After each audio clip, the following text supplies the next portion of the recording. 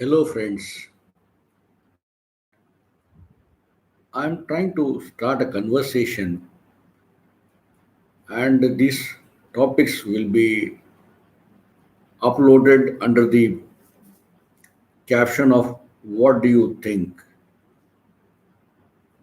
I really mean, what do you think? Don't you think that common people like you and me who have gone through the life, our daily chores of getting educated, getting a job, raising children, and enjoying some day-to-day pleasures accompanied with successes, failures, and so on. But I know everybody thinks about everything else going on in the world. It could be from any aspect of life: political, religious, cultural, environment, climate change, world trade pacts, Cold War, and so on. We think about them, but in a way, we don't do anything about it. We just think maybe when we are just about to hit the pillow, or maybe a drawing room conversation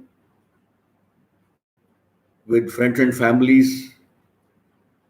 But in a way, we do not voice them outside our close circle, or what I say, we don't want to come out of comfort zone. So I feel there should be some platform to share our thoughts,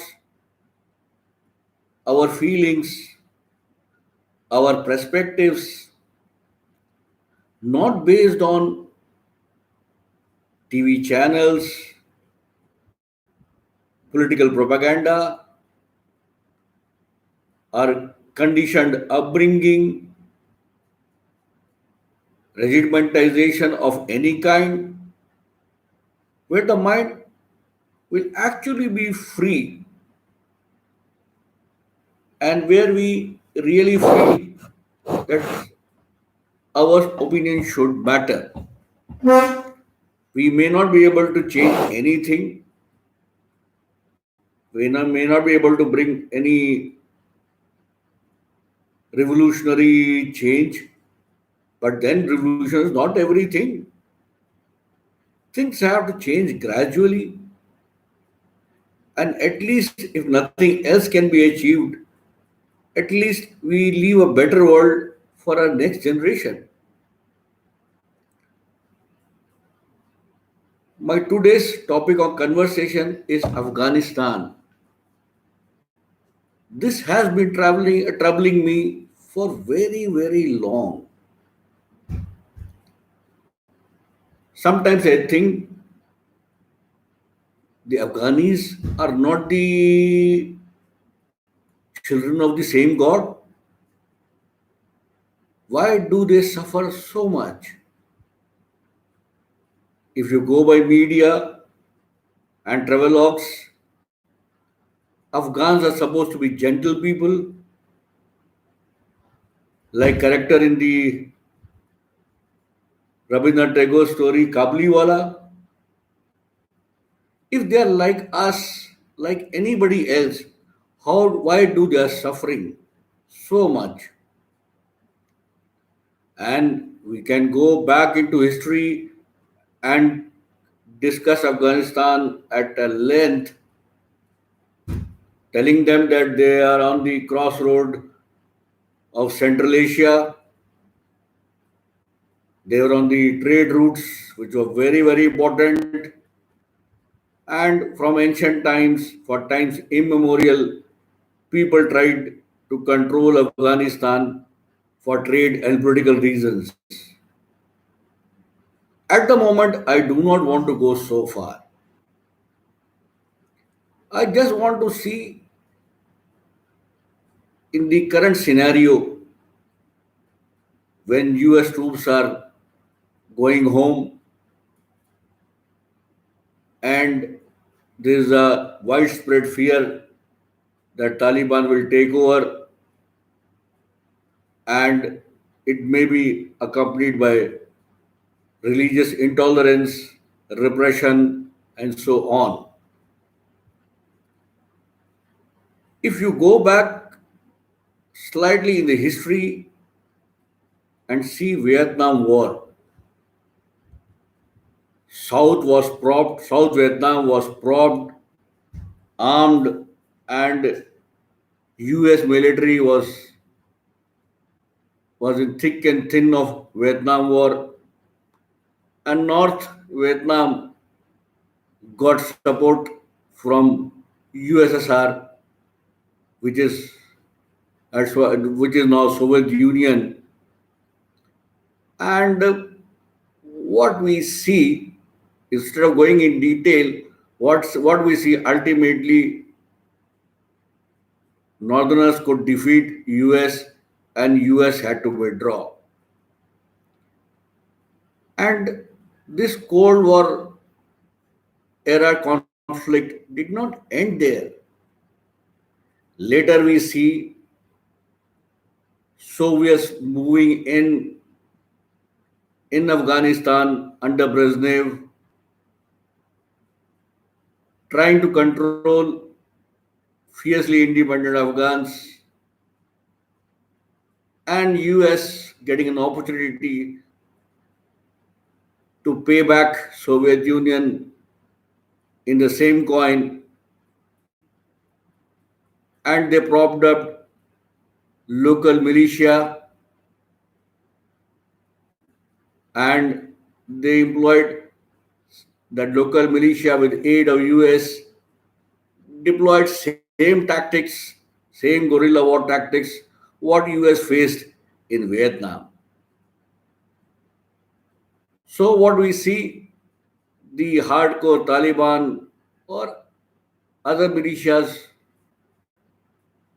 got up with the support of US and ultimately they could expel Soviet forces. But does this end there? No. Later you find US moving in on another pretext of 9/11, and same Taliban which they armed rose against them. Though US was able to subjugate Taliban to a larger extent, and now US wants to go back, and we all are in fear that Taliban will take over again. Why this vicious cycle is going on? Foreign intervention, struggle from within, again highliners taking over, and so on. But in all these things, where are the Afghan people? The present Afghan government does not represent Afghan people. It's a proxy for US. And if US had great intentions of modernizing and making a modern Afghanistan, then in their stay of 20 years, why they could not build institutions? Why they could not bring, if they think their version of democracy or society is the panacea for all the ills of the world. To me, somehow Afghan people are not able to express themselves at all.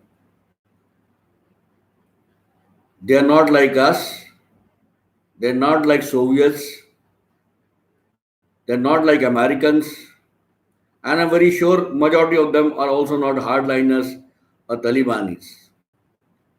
Afghanistan had a very liberal history of tolerance and thriving of all kind of cultures and societies for a simple reason it was on trade routes where people of all nationalities mingled together in the interest of business. The only way out, I think, is to know what normal Afghanis want. To me, at the moment, their requirements are very, very basic and can be summed up into a single word means to survive and to have a life of dignity within their own borders, not being told by others what is good for them. And that includes people who are in power now or who are likely to capture power soon if I go by world reports. Because none of them represent the common people. Present government is brought by US. The hardliners are the creation of US. They're all ex-Mujahideens who were armed by US to expel Soviets. And also they are using all the means, including religion, to justify repression and of capturing power for themselves. To me, there has to be a mechanism where majority of the people can express what they wish to do, and it is the duty of the entire world community to see that Afghanistan gets peace, the common people get peace, not peace as seen by Taliban or seen by US or seen by Soviet Union. It's peace as though what Afghanis know themselves. So my point here is for today's conversation is what do you think how we should go about in ascertaining the actual actual aspiration of these people as human beings first and as Afghans, the local citizen of the country, a country which belongs to them, which is not caught into power struggles, and not that people tell them what is good for them. How to know what they want, what they feel is good for them, and how to implement it. This is my humble submission for today, for this conversation, and I wish it will be taken forward by all the people who are concerned, who are sensitive to human sufferings, and who feel that each and every human has a right not only to survival but to fulfill his aspirations, whatever it may be. I wish to see comments in comment box so that we can take conversation further. This is Captain Ansar Ahmad Khan signing off from Ghana. Thank you very much.